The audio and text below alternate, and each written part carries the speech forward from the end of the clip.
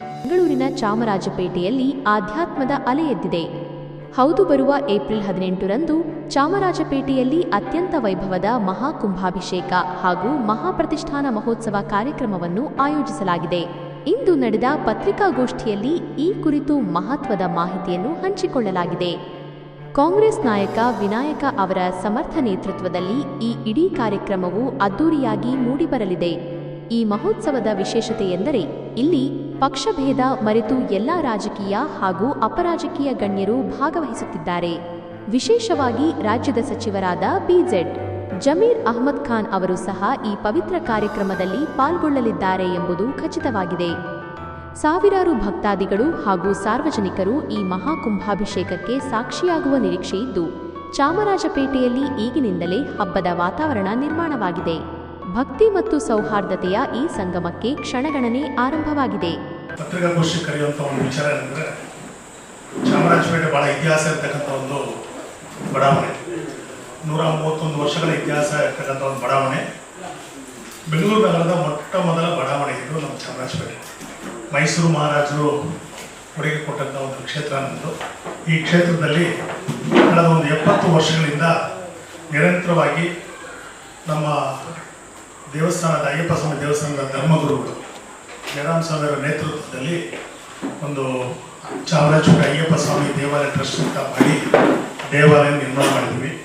ಈ ಕಾರ್ಯಕ್ರಮಕ್ಕೆ ಬಂದಂಥ ನಮ್ಮೆಲ್ಲ ಮಾಧ್ಯಮ ಮಿತ್ರರಿಗೆ ಮತ್ತು ನಮ್ಮ ಸಾಮಾಜಿಕ ಜಾಲತಾಣದ ಎಲ್ಲ ನನ್ನ ಸ್ನೇಹಿತರಿಗೆ ಮತ್ತು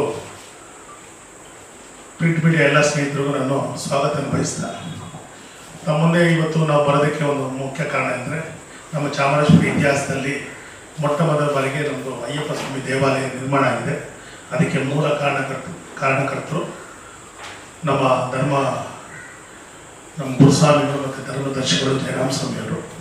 ಇದೇ ತಿಂಗಳು 18, 19, 20ನೇ ತಾರೀಕು ಶನಿವಾರ, ಭಾನುವಾರ ಮತ್ತು ಸೋಮವಾರ 3 ದಿನಗಳ ಕಾಲ ನಾವು ಮಹಾಕುಂಭಾಭಿಷೇಕದ ಕಾರ್ಯಕ್ರಮ ಹಮ್ಮಿಕೊಂಡಿದ್ವಿ. ಈ ಕಾರ್ಯಕ್ರಮಕ್ಕೆ ಅನೇಕ ಮಠಾಧೀಶರು ಮತ್ತು ಸಮಾಜದ ಗಣ್ಯರು, ರಾಜಕೀಯ ಮುಖಂಡರೆಲ್ಲ ಬರ್ತಾ ಇದ್ದಾರೆ. ಈ ಕಾರ್ಯಕ್ರಮದಲ್ಲಿ ನಿಮಗೆ ಸ್ವಾಗತ ಬಯಸಿ ಈ ವಿಚಾರವಾಗಿ ನಮ್ಮ ಜಯರಾಮ್ ಸ್ವಾಮಿ ಮಾತಾಡ್ತಾರೆ. ಅದಾದಮೇಲೆ ನಾನು ವಿಚಾರವನ್ನು ತಿಳಿಸಿ. ಸ್ವಾಮಿ ಶರಣಂ. ಚಾಮರಾಜಪೇಟೆ ಶ್ರೀ ಅಯ್ಯಪ್ಪ ಸ್ವಾಮಿ ದೇವಾಲಯ ಟ್ರಸ್ಟ್ ವತಿಯಿಂದ ಏನು ನಾವು 50 ವರ್ಷಗಳ ಕಾಲದಿಂದ ಚಾಮರಾಜಪೇಟೆಯಲ್ಲಿ ಅಯ್ಯಪ್ಪ ಸ್ವಾಮಿಯ ಒಂದು ದೇವಾಲಯವನ್ನು, ಅಂದರೆ ಅದು ದೇವಾಲಯವನ್ನು ಮಾಡಿಕೊಂಡಿದ್ದು, ಅದು ಶಿಥಿಲವಾಗಿ ಮತ್ತು ಚಿಕ್ಕದಾಗಿತ್ತು. ಆ ದೇವಾಲಯವನ್ನು ನಿರ್ಮಾಣ ಮಾಡಬೇಕು ಅಂತೇಳಿ ನಾವೆಲ್ಲ ಚಾಮರಾಜಪೇಟೆಯಲ್ಲಿರ್ತಕ್ಕಂಥ ಎಲ್ಲ ನಮ್ಮ ಸಹೋದ್ಯೋಗಿಗಳು ಮತ್ತು ಎಲ್ಲ ಸ್ವಾಮಿಗಳು, ಎಲ್ಲ ಭಕ್ತಾದಿಗಳು ನಿರ್ಣಯ ಮಾಡಿ ಆ ಜಾಗವನ್ನು ನಾವು ಬೆಲೆಗೆ ತೆಗೆದುಕೊಂಡು ಹೊಸದಾಗಿ ನೂತನ ಅಯ್ಯಪ್ಪ ಸ್ವಾಮಿ ದೇವಾಲಯವನ್ನು ನಿರ್ಮಾಣ ಮಾಡಿದ್ದೀವಿ.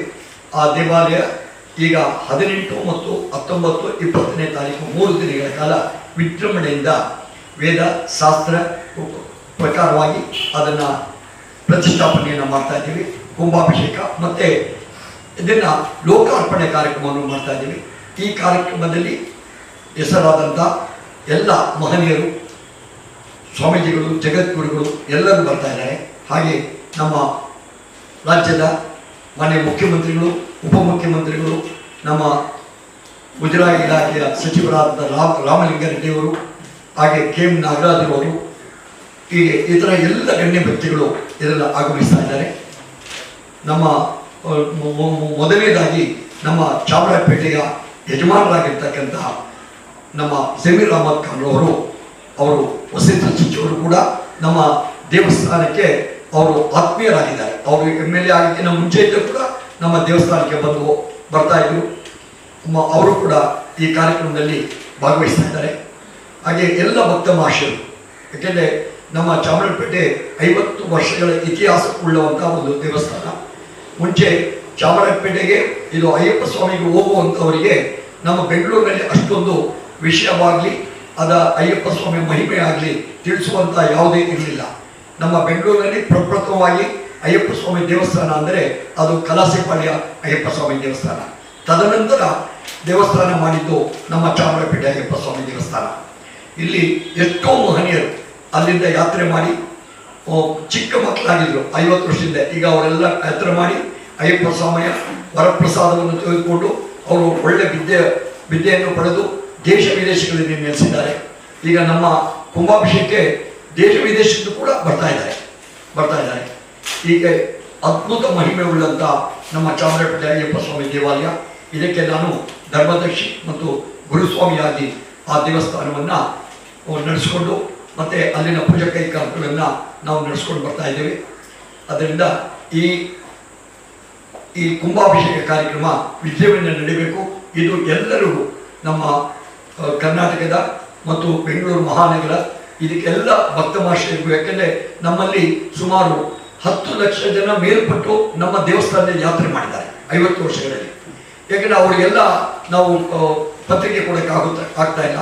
ಅದನ್ನು ನಾವು ನಿಮ್ಮ ಮುಖಾಂತರ ದೃಶ್ಯ ಮಾಧ್ಯಮ, ಪತ್ರಿಕಾ ಮಾಧ್ಯಮದಿಂದ ಎಲ್ಲರಿಗೂ ತಿಳಿಪಡಿಸಿ ಅವರೆಲ್ಲ ಬಂದು ಈ ಕಾರ್ಯಕ್ರಮದಲ್ಲಿ ಭಾಗವಹಿಸಿ ಆ ಅಯ್ಯಪ್ಪನ ಕೃಪೆಗೆ ಪಾತ್ರರಾಗಬೇಕು ಅಂಥೇಳಿ ನಾವು ಈ ಪತ್ರಿಕಾ ಗೋಷ್ಠಿಯನ್ನು